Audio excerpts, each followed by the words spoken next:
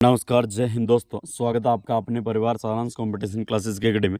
और आज मित्रों अपन बात करेंगे कि आपकी बीएसटीसी में शिक्षण अभिक्षमता के किस प्रकार के प्रश्न आए थे। तो क्वेश्चन काफ़ी लेवल के मित्रों। तो चलिए मित्रों देखते हैं। पहला क्वेश्चन है कि बालकों के सामाजिक विकास की तीव्र गति होती है। तो इसका राइट आंसर होगा मित्रों आपका कौन सा? संयुक्त परिवार। कौन सा परिवार? संयुक्त परिवार, यानी ऐसा परिवार जिसमें 3 पीढ़ियाँ एक साथ रहते हो। कितने? 3 पीढ़ियाँ, जैसे दादा दादी, माता पिता व माता पिता की संतान, यानी 3 पीढ़ियाँ साथ में रहते हो, आपका कहलाता है संयुक्त परिवार। और दादा दादी के मार्गदर्शन में तो आपके जो पोते वगैरह होते हैं, पोतियाँ होती हैं, उनका विकास अच्छे से होता है। सामाजिक विकास जो भी जितना भी चौमुखी विकास अच्छे से होता है। बात करें मित्रों कि एकल परिवार में बच्चों का पूर्ण रूपेण सही विकास नहीं हो पाता मित्रों, क्योंकि इसमें संस्कार वगैरह जितनी भी सारी बातें होती है वो बच्चों में डेवलप नहीं हो पाती है। तो बालकों में सामाजिक विकास तीव्र गति से होता है संयुक्त परिवार में। चलो मित्रों अगला क्वेश्चन है कि यदि कोई छात्र आपको अपने घर आमंत्रित करता है तो आप क्या करोगे? यानी हमेशा चले जाओगे, कभी कभी जाओगे, या किसी विशेष अवसर पे जाओगे? तो इसका राइट आंसर होगा मित्रों कि यदि कोई छात्र आपको घर पे विशेष तौर से आमंत्रित कर रहा है तो आप बालक के घर तभी जाओगे मित्रों जब किसी कोई फंक्शन वगैरह या विशेष अवसर हो। यानी हमेशा अपन को बालक के घर पे नहीं जाना, कभी विशेष परिस्थितियों में जब विशेष अवसर हो उसी समय पे जाना। अगला क्वेश्चन है कि निम्न गुणों में से कौन सा शिक्षक के लिए उपयोगी? तो शिक्षक के लिए सबसे महत्वपूर्ण है कि जो भी सब्जेक्ट पढ़ा रहा है टीचर, तो उसमें परिपूर्ण ज्ञान होना चाहिए। यानी सबसे बड़ी कमजोरी टीचर की, यदि कोई सब्जेक्ट पढ़ा रहा है और उसका अपूर्ण नॉलेज हो तो वो शिक्षक के लिए सबसे बड़ी कमजोरी है। तो यानी सबसे पहला गुण होना चाहिए ज्ञान है। अगला है संयम, यानी शिक्षक संयम पूर्ण व्यवहार करना चाहिए। यानी ऐसा नहीं हो जाए कभी भी क्रोधित हो जाए, कभी भी कुछ हो जाए, तो ऐसा नहीं होना चाहिए। यानी संयम, और जो भी शिक्षक निर्णय ले वो सोच समझ के और विवेक के साथ में ले, यानी आपका विवेक। यानी शिक्षक के लिए उपयोगी है ज्ञान, संयम और विवेक। चलिए मित्रों आगे बात करते हैं।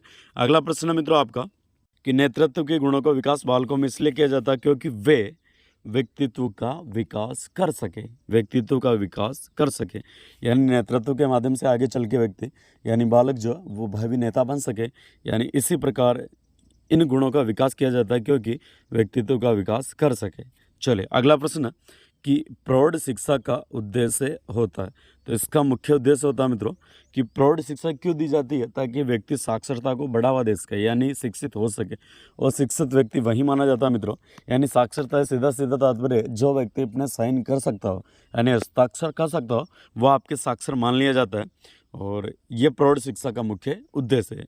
अगला क्वेश्चन है कि परिवार एक साधन है, यानी परिवार आपका साधन होगा मित्रों कौन सा? अनौपचारिक शिक्षा। कौन सी शिक्षा? अनौपचारिक शिक्षा। और शिक्षा 2 प्रकार की देख सकते हैं, जैसे औपचारिक शिक्षा और दूसरी अनौपचारिक शिक्षा। यानी औपचारिक शिक्षा जैसे आप विद्यालय हो गया, इसके अलावा महाविद्यालय हो गया, इनमें जाके आप पर्टिकुलर समय विशेष में आप शिक्षा ग्रहण कर सकते हो। ये आपकी कहलाती है औपचारिक शिक्षा, जिसमें विभिन्न प्रकार का सिलेबस होता है, उस औपचारिक निश्चित समय में आपको पूर्ण करना होता है। जबकि अनौपचारिक की बात करें मित्रों कि आपका जैसे परिवार वगैरह हो गया, इसमें कोई औपचारिक आपकी औपचारिकता नहीं होती और आप किसी भी प्रकार किसी भी लहजे में आप अपने परिवार के व्यक्तियों से बातचीत कर सकते हो, उनसे जो भी आपका वार्तालाप है, संवाद है, जारी रख सकते हो। तो इसमें कोई फॉर्मेलिटी की ज़रूरत नहीं होती मित्रों आपको। परिवार हो गया, रिलेटिव हो गए, जो भी मिलने वाले हो गए, यानी यहाँ पे परिवार एक साधन आपका अनौपचारिक शिक्षा का। अगला प्रश्न है मित्रों कि शैक्षिक प्रौद्योगिकी के उपयोग के फलस्वरूप शिक्षक का क्या कार्य है? शैक्षिक प्रौद्योगिकी के उपयोग के फलस्वरूप शिक्षक का क्या कार्य है? तो इसका मुख्य उद्देश्य होता है मित्रों कि जो शिक्षक है जब इनका प्रयोग करे प्रौद्योगिकी वगैरह का, तो बच्चों में वैज्ञानिक दृष्टिकोण उत्पन्न कर सके। कौन सा? बच्चों में वैज्ञानिक दृष्टिकोण उत्पन्न कर सके, ताकि बहुत बार जब टीचर वगैरह पढ़ाता है तो बच्चों को पूछता रहता है, बताओ बच्चों ऐसा क्यों हुआ? तो इसके पीछे उद्देश्य यही होता है कि बच्चे वैज्ञानिक तर्क के साथ, यानी तर्कपूर्ण जवाब के साथ अपने जो विचार है दृष्टिकोणों से वैज्ञानिक कर सके। सीसी में कुल कितने समेटिव असेसमेंट के जोन का प्रावधान है? यानी आपके ऐसे कौन से ऐसे कितने होने चाहिए, प्रावधान कितने का? तो इसका राइट आंसर होगा मित्रों आपका 2 होगा। और एक होता है आपका FA, और एक आपका अस है। अगला प्रश्न है कि सृजनात्मकता मुख्य रूप से संबंधित है, यानी सृजनात्मक आपकी मुख्य रूप से संबंधित है मित्रों, वो किसकी है कि अपसारी चिंतन की। कौन से चिंतन की? अपसारी चिंतन। और बात करें मित्रों, यानी चिंतन दो प्रकार का होता है। कितने प्रकार का? चिंतन आपका दो प्रकार का, यानी एक तो अभिसारी चिंतन। कौन सा? अभिसारी चिंतन। और बात करें मित्रों कि आपका जो अभिसारी चिंतन होता है ये बुद्धि से संबंधित हो, यानी एक जगह फोकस करना। जैसे आप एग्जाम देने जा रहे हो, उसमें आप कुछ फिक्स क्वेश्चनों को रट के जाते हो और वहां पे जाने के बाद में जैसे क्वेश्चन आता है आप उसको याद करके वापस हूबहू लिख देते हो। ये आपका कौन सा चिंतन है? अभिसारी चिंतन। जबकि बात करें कि जब आप किसी चीज के बारे में, किसी वस्तु के बारे में चहुमुखी नॉलेज रखते हो, उसी के आधार पर उसका जवाब देते हो, वो आपका कौन सा? अपसारी चिंतन कहलाता है। और बात करें मित्रों कि जैसे आपकी बुद्धि के बारे में बात कर ले, यह है अभिसारी चिंतन से संबंधित। जबकि बात करें कि आपकी जो सृजनात्मकता, क्रिएटिविटी है, यह आपका कौन से चिंतन से संबंधित है? अपसारी चिंतन। कौन सा? अपसारी चिंतन। चलिए मित्रों आगे बात करते हैं। भाषा किसका माध्यम है? तो भाषा मित्रों आपके सहज अभिव्यक्ति का माध्यम है। अब देखो मित्रों, यदि संसार में भाषा नहीं होती तो मनुष्य अपने विचार संप्रेषित नहीं कर पाता, और संप्रेषित नहीं कर पाता तो मनुष्य की दशा वही होती जो अभी जानवरों की होती है, क्योंकि वो समझा नहीं पाते। तो विचारों के आदान प्रदान का माध्यम मित्रों आपका भाषा कहलाता है, यानी सहज अभिव्यक्ति का माध्यम आपका भाषा है। अगला क्वेश्चन है कि अधिगम की सफलता का मुख्य आधार क्या है? तो अधिगम की सफलता का मुख्य आधार है मित्रों आपका लक्ष्य प्राप्ति की उत्कृष्ट इच्छा। यानी अधिगम कब सफल होगा? जब पढ़ने वाला विद्यार्थी अपने शिक्षक के पास इस उद्देश्य के साथ बैठेगा कि मेरे को सीखना है, और सीखने के बाद में मेरा जो लक्ष्य है, टारगेट है, उसे मुझे अचीव करना है। और जब तक विद्यार्थियों में जागरूकता या सेल्फ लक्ष्य प्राप्त करने की, या वो जो लक्ष्य प्राप्त करने की उत्कृष्ट इच्छा नहीं होगी, तब तक भले शिक्षक कितने अच्छे तरीके से पढ़ा ले मित्रों, फिर भी अधिगम सुचारू रूप से नहीं हो पाएगा। अगला प्रश्न है कि उस नेता को अच्छा माना जाता है जो क्या कर सके, यानी समूह के जितने भी उद्देश्य है, जितने भी प्रेरणा, जितने भी मोटिव्स है, उन सबको संतुष्ट कर सके। तो सभी जितने भी सदस्यगण होते हैं समूह के, वो सभी अगर नेता की जो डिसीजन है, उनका स्वतंत्र निष्पक्ष जो भी व्यवहार है उससे संतुष्ट है, तो समूह के प्रेरकों को संतुष्ट कर सके, वही नेता अच्छा माना जाता है। और बात करें कि नेता वही व्यक्ति बन सकता है जो भलाई का, यानी सभी जो संपूर्ण समूह है उसकी भलाई का या समानता के साथ उनके साथ व्यवहार कर सके, उनके साथ समानता से सोच सके, वही आपका कुशल नेता कहलाता है। और बात करें कि कुशल नेता में बहुत सारे गुण होता है। जैसे मित्र बात करें कि बोलने की उत्कृष्ट शैली, शब्दों का चयन बहुत अच्छा होता है। और बात करें कि सभी व्यक्तियों को समूह में नेतृत्व समान रूप से किया जाता है, यानी सभी के साथ समानता का व्यवहार किया जाता। प्रश्न है मित्रों आपका कि शिक्षण प्रक्रिया के तहत आश्रित चर कौन सा? राइट आंसर होगा छात्र। अब देखते बात कि जैसे बात करें मित्रों कि जो शिक्षक होता है, शिक्षक वो आपका होता है मित्रों कौन सा? स्वतंत्र चर। कौन सा? स्वतंत्र चर। यानी शिक्षक आपका स्वतंत्र चर है, क्योंकि शिक्षक अपने हिसाब से जैसा भी, जिस प्रकार, जिस विधि से पढ़ाना चाहिए, वो अपने हिसाब से स्वतंत्र है। बाकी वही मैटर करता है कि जो बच्चे होते हैं उनको समझ आना चाहिए। अगला है कि जो पाठ्यक्रम आपका सिलेबस है, जो विषय वस्तु है, जो आपकी पुस्तकें, वो आपकी कहलाती है मित्रों मध्यस्थ चर। कौन सा चर? मध्यस्थ चर। और बात करें कि जो विद्यार्थी होता है वो होता है मित्रों आपका कौन सा? स्वतंत्र आपका आश्रित चर। कौन सा चर? विद्यार्थी आपका आश्रित चर होता है, यानी शिक्षक जैसा पढ़ाएगा उसी प्रकार का मैटर आपके जो विद्यार्थी है वो पढ़ेंगे, इसलिए विद्यार्थी को बोला जाता है आश्रित चर।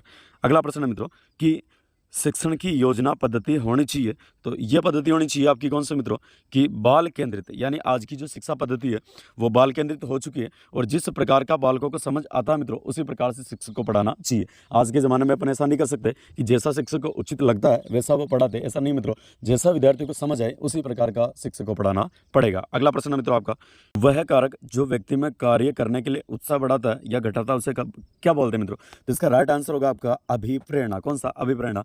और आपने एक स्किनर महोदय का नाम सुना होगा, उन्होंने बोला था अभिप्रेरणा के बारे में कि अभिप्रेरणा सीखने का सर्वोच्च राजमार्ग है। अभिप्रेरणा सीखने का सर्वोच्च राजमार्ग है, ऐसी बात बोली थी स्किनर ने। आगे बात करें कि बालक के उन्नयन व विकास में सर्वाधिक भूमिका होती है, तो यह सबसे महत्वपूर्ण भूमिका होती है मित्रों किसकी? शिक्षक की। किसकी होती है? शिक्षक की भूमिका होती है। चले अगला प्रश्न है कि निम्न में से सृजनशीलता का प्रमुख तत्व क्या नहीं है? सृजनशीलता का प्रमुख तत्व क्या नहीं, यानी क्रिएटिविटी का प्रमुख तत्व क्या नहीं? अब सबसे पहले बात करें कि सृजनात्मकता क्या है। तो जब बालक होता है, यदि बालक अपने मौलिक विचारों के आधार पर किसी नए वस्तु का निर्माण करता है तो वो कहलाती है आपकी सृजनात्मकता। और हर जगह व्यक्ति या बालक अपनी क्रिएटिविटी दर्शा सकता है। जैसे बात करें कि सृजनात्मक सबसे मूलभूत बातें कौन कौन सी होती है? जैसे धारा प्रवाहिता। कौन सी? धारा प्रवाहिता, यानी बालक धारा प्रवाह जितनी भी अपनी कैपेसिटी होती है उसी के आधार पर कार्य करता रहे तो वो आपकी सृजनात्मकता निकालने का बेहद महत्वपूर्ण कार्य हो सकता है। अगली बात करें लचीलापन। कौन सा?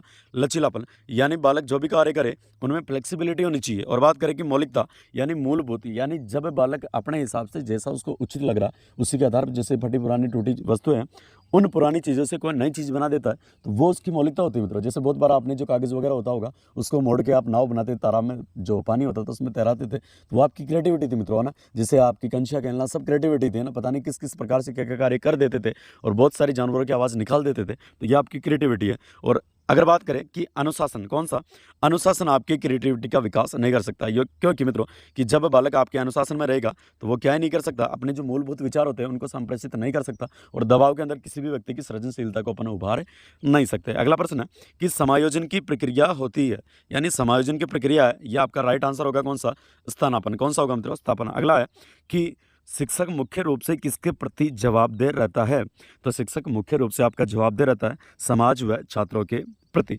यानी शिक्षक का मुख्य उद्देश्य होता है मित्रों कि जो आप उसका सिलेबस होता है, जो उसका मुख्य उद्देश्य पाठ्यक्रम होता है, उसे पूर्ण करवा के बच्चे को एक अच्छे तरीके से अच्छे मार्क्स दिलवाना व उन गुणों को शिक्षक बच्चे के अंदर उतारना। जब तक जो सिलेबस होता है उसको पूर्ण रूप से बच्चा सीख नहीं लेता, अंतरात्मा से सीख नहीं लेता, तब तक शिक्षक का उद्देश्य पूर्ण नहीं माना जाता। चलिए मित्रों, अगला प्रश्न आपका, अभिभावक व अध्यापक में संबंध होने चाहिए, यानी सौहार्दपूर्ण आपके संबंध होने चाहिए, यानी ना तो कोई लड़ाई झगड़े वाले होने चाहिए, ना करुणा वाले, ना किसी प्रकार के, यानी अंडरस्टैंडिंग वाले संबंध होने चाहिए जो आपके कौन से सौहार्दपूर्ण।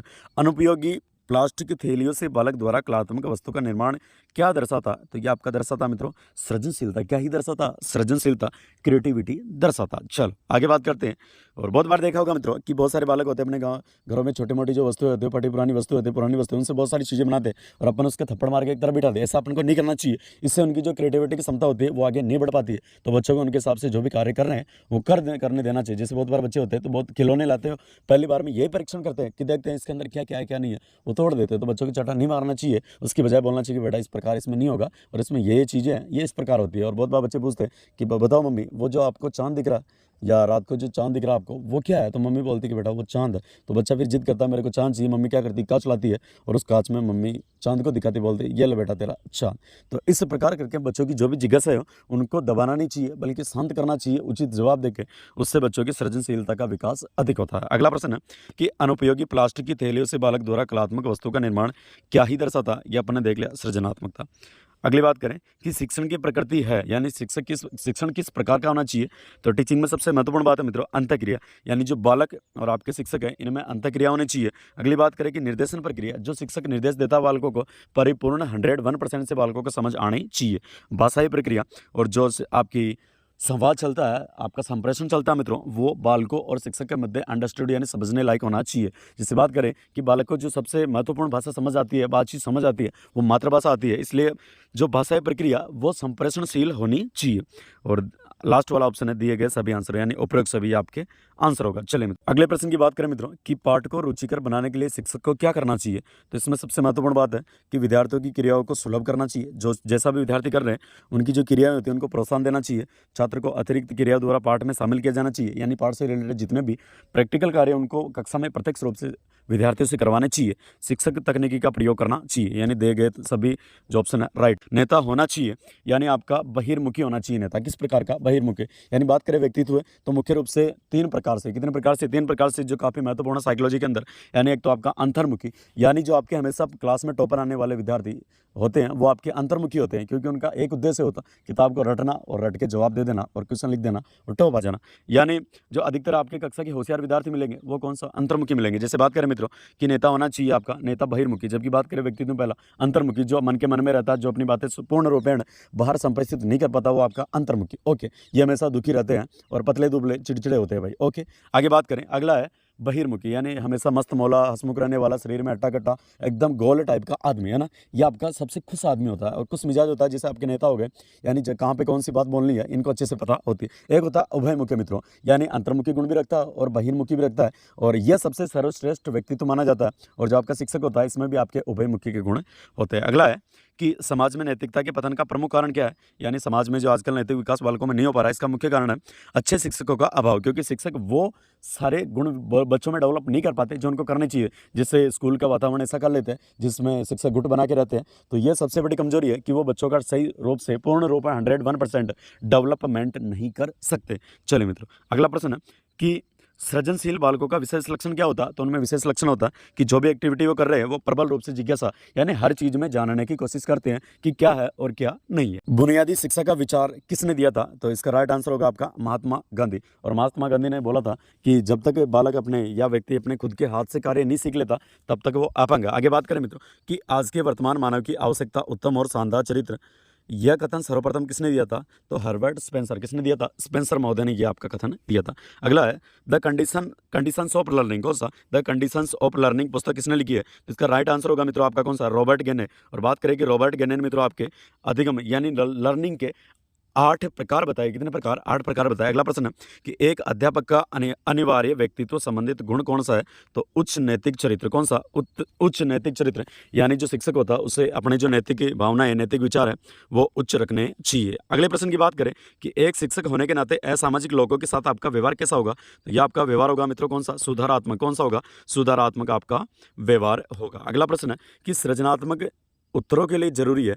तो सृजनात्मकता के लिए आपके जो उत्तर होते हैं मित्रों वो कौन से? मुक्त उत्तर वाले प्रश्न। जैसे आप बात करें निबंधात्मक प्रश्न, यह भी आपके सृजनात्मकता के अंदर शामिल किए जा सकते हैं। और अपने बात की थी कि सृजनात्मक अभी कौन सा चिंतन होता है? आपका अभिसारी चिंतन। जबकि बात करें जैसे आपके ऑब्जेक्टिव टाइप क्वेश्चन होते हैं, कॉम्पिटिशन के एग्जाम होते हैं, इनमें आपके अभिसारी चिंतन पर आधारित क्वेश्चन होते हैं। यानी आप का जो प्रश्न होता है और इस प्रश्न को आपने पढ़ा और पढ़ने के बाद में यह एग्जाम में जाके उसको हूबहू आंसर या टिक लगा दिया। आगे बात करें कि छात्राओं में नैतिक मूल्य किस प्रकार उत्पन्न किए जा सकते हैं? तो इसका राइट आंसर होगा मित्रों आपका पाठ्यक्रम के साथ नैतिक संबंधित करें, नैतिकता से संबंधित। जैसे बात करें कि जब बीच बीच में उनको बताना चाहिए कि माता पिता की सेवा करनी चाहिए, बड़ों का सम्मान करना चाहिए। इस प्रकार करके आपको बच्चों में आप कक्षा के साथ ही अध्ययन के साथ ही नैतिक गुणों का विकास कर सकते हो। आधुनिक अनुशासन का मौलिक दर्शन। और इसका राइट आंसर होगा स्वस्थ मार्गदर्शन व परामर्श। अगला है यदि कोई छात्र धूम्रपान करता पाया जाता है तो आप क्या करेंगे? भाई क्या ही कर सकते हो? आप उसे समझा सकते हो कि देखो भाई देखो बालको ये बात गलत है और धूम्रपान से आपकी मृत्यु हो सकती है, कैंसर जैसी भारी भारी बीमारियां हो सकती है। तो अपन मार पीट के किसी व्यक्ति की बुरी आदतों को नहीं छुड़ा सकते, बल्कि अपन उसको अच्छी बातें उसकी पॉजिटिव बातें बता के उसकी जो नेगेटिव बातें उनको या नेगेटिव आदतें उनको छुड़वा सकते हैं। अगला प्रश्न है कि शिक्षण व्यवसाय में महिलाओं की अधिकता का कारण क्या है? शिक्षण व्यवसाय में आजकल देख रहे होंगे मित्रों कि हर जगह आपको मैडमें ज़्यादा दिखती है, ज़्यादा मिलती है, टीचर्स के रूप में मैडमें ज़्यादा मिलती है। इसका मुख्य कारण है मित्रों कि वो संवेगात्मक रूप से बच्चों के साथ जुड़ी होती है। जिस प्रकार उनकी मम्मी होती है, किस प्रकार बालकों की छोटे बच्चों की देख रेख करती है, वैसा शिक्षक थोड़ा जो पुरुष होते हैं, पुरुष शिक्षक वो थोड़ा कम कर पाते हैं, इमोशनल रूप से कम जुड़ पाते हैं। इसी कारण आपने देखा होगा कि आजकल हर जगह आपको शिक्षण कार्य में मेड में अधिक रूप से निम्न में से खेल पे आधारित विधि है? परियोजना विधि, व्याख्यान विधि, किंडरगार्टन विधि। तो इसका राइट आंसर होगा मित्रों आपका कौन सा? किंडरगार्टन पद्धति। ओके मित्रों आगे बात करें कि निम्न में से खेल पर आधारित विधि है, किंडरगार्टन हो गई। अगला है यानी किंडरगार्टन विधि में आपका जो शिक्षक होता है वो माली के रूप में होता है और जो बच्चा होता है वो पौधे के रूप में होता है। यानी माली द्वारा जो पौधा होता है उसको सींचा जाता है, यानी शिक्षक द्वारा विद्यार्थियों को सींचा जाता है। और बात करें कि संपूर्ण विद्यालय बगीचा माना जाता है और इस विधि के आपके प्रतिपादक कौन से? किंडरगार्टन विधि दी थी फ्रोबेल महोदय ने। किन्होंने दी थी? फ्रोबेल महोदय ने दी थी। सृजनात्मक परीक्षणों में किन भारतीयों का परीक्षण प्रसिद्ध है? तो इसमें आपके बाकर मेहंदी और पासी का जो परीक्षण है यह आपका प्रसिद्ध है मित्रों। आगे बात करें यानी बाकर मेहंदी जो आपका परीक्षण है ये प्रसिद्ध है सृजनात्मक परीक्षणों के लिए। आगे बात करें मित्रों ये जो प्रश्न आपके रीट में पढ़ाई जाते हैं बच्चों को, और जहाँ तक मेरे को लग रहा है कि ऐसे प्रश्न आपकी बीएसटीसी लेवल से काफ़ी उच्च लेवल के हैं, और जहाँ तक बच्चों को बारहवीं बाद में कुछ नॉलेज होता नहीं है इन चीज़ों का, और उन बच्चों को ऐसे प्रश्न पूछना थोड़ा ऐसा लग रहा है कि पेपर को यहाँ से थोड़ा टफ बनाया गया था। आगे बात करें कि बाल्यावस्था में बालकों की दोस्ती की केंद्रीय बिंदु क्या है? तो इसमें आपका राइट आंसर होगा परिवार व मित्रों के साथ आदान प्रदान। यानी बाल्यावस्था में जो बालक का मुख्य जो स्थान होता है वो कौन सा? एक तो परिवार होता है और एक आपका मित्रगण होता है। बात करें कि बालक की प्रथम पाठशाला मानी जाती है मित्रों कौन सा? परिवार। और बालक का प्रथम गुरु मानी जाती है माता। कौन सी? माता। अगला है कि मूल्यांकन का निकट संबंध होता है क्या? मूल्यांकन का निकट संबंध होता है, ये किससे होता है? उद्देश्य से। यानी मूल्यांकन उद्देश्य को नज़र में रखे किया जाता है। जिस प्रकार जो आपका लास्ट में अर्धवार्षिक वार्षिक परीक्षाएं करवाई जाती है तो इनका मुख्य उद्देश्य होता है कि बच्चों को अंक निर्धारित करना, और बच्चों ने उद्देश्य में कहाँ तक पूर्णता हासिल की है। अगला प्रश्न है कि कक्षा में संवाद अनिवार्य रूप से होना चाहिए, यह होना चाहिए कौन सा? तदानुभूति के। कौन सा? यानी जैसी शिक्षक की अनुभूति है या बच्चे की अनुभूति है उसी प्रकार की अनुभूति सेम किसकी होनी चाहिए? आपके शिक्षक की होनी चाहिए। अगला प्रश्न आपका शिक्षण में तुलनात्मक अध्ययन के लिए उपयोगी है। यानी आप बच्चों का तुलनात्मक अध्ययन किस प्रकार करवा सकते हो? तो सारणी बना के। क्या बना सकते हैं? सारणी बना सकते हैं। जैसे आपको किसी भी चीज़ के बारे में अध्ययन करवा सकते हो तो ऊपर आपने वस्तु का नाम लिख दिया या टॉपिक का नाम लिख दिया, उसके गुण और अवगुण दोनों को साथ में लेके चलेंगे कि ये गुण है और ये अवगुण है। इस प्रकार करके आप तुलनात्मक रूप से बेहद शानदार तरीके से अध्यापन कार्य करवा सकते हो। तो और उम्मीद करते हैं मित्रों कि सारांश परिवार के साथ जुड़ के आपको अच्छा लगा होगा। तो हमसे जुड़ने के लिए बाकी जो भी चीज़ें आपके पास आती रहे समय समय पे, उसके लिए हमारे चैनल को लाइक कीजिए मित्रों, शेयर कीजिए और सब्सक्राइब कीजिए। धन्यवाद मित्रों।